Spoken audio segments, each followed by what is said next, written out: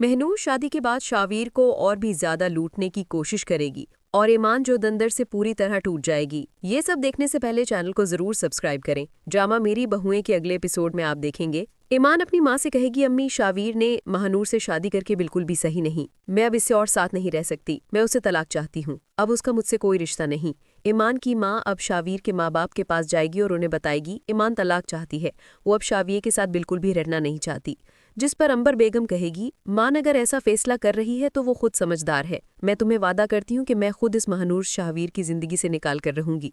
ईमान की माँ कहेगी, आप अपने बेटे को शादी करने से ही नहीं रोक पाएंगी, अब आप महानूर को उसकी जिंदगी से कैसे निकालें।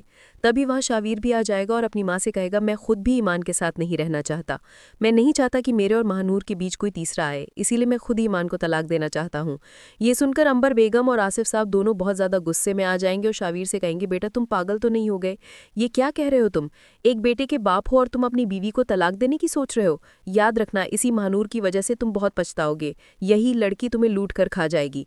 लेकिन शावीर अपने माँ बाप की बातों को बिल्कुल अनसुना कर देगी। अबू, जिसे शावीर के माँ बाप की बातें बिल्कुल पसंद नहीं आईं, वो शावीर को भड़काते हुए कहेगी, शावीर मेरा तो कहना है कि तुम घर से अपना हिस्सा लो, हम कहीं और जाकर शिफ्ट हो जाते। शावीर अपने माँ बाप से हिस्सा मांगने की कोशिश करेगा, लेकिन अंबर बेगम और आसिफ साहब कह देंगे, बेटा अब हमारा तुमसे कोई रिश्ता नहीं और तुम ये उम्मीद मत रखना हम तुम्हें घर से कोई हिस्सा देंगे। ये सुनकर महनूर बहुत हैरान होगा और शावीर को उसके ही माँ बाप के खिलाफ भड़काने लगेगी। यहाँ तक कि महानूर की माँ भी उससे कहेगी, बेटा शावीर से शादी कर ली है, अब तुम्हारा असली मकसद होना चाहिए उसकी जिंदगी पर, उसे उसके माँ बाप से दूर कर दो ताकि वो उनकी नहीं बल्कि तुम्हारी सोचे, और उसे मजबूर कर दो वो अपनी पहली बीवी को छोड़ दे।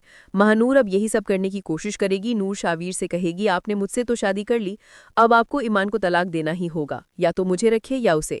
इस पर शावीर कहेगा, मैं तुम्हारे लिए ईमान को छोड़ने को तैयार हूँ। ये सुनते ही महनूर बहुत खुश हो जाएगा और कहेगा कि किसी न किसी तरीके से शावीर उसके पूरी तरह काबू में आ चुका है। अब आगे आप देखेंगे कि अलमीर जो बेहद परेशान होगा वो फबीहा से कहेगा, मैं चाहता हूँ कि तुम मेरे माँ बाप के घर रहो, ना कि तुम्हारे माँ बाप के घर, मेरी गैरत ये गवारा नहीं करती कि मैं तुम्हारे माँ बाप के दिए घर में पनाह लूँ। ये सुनकर फबीहा हैरान रह जाएगी और कहेगा, अलमीर तुम्हें पता है ना कि मुझे तुम्हारे माँ बाप से कितनी नफरत है।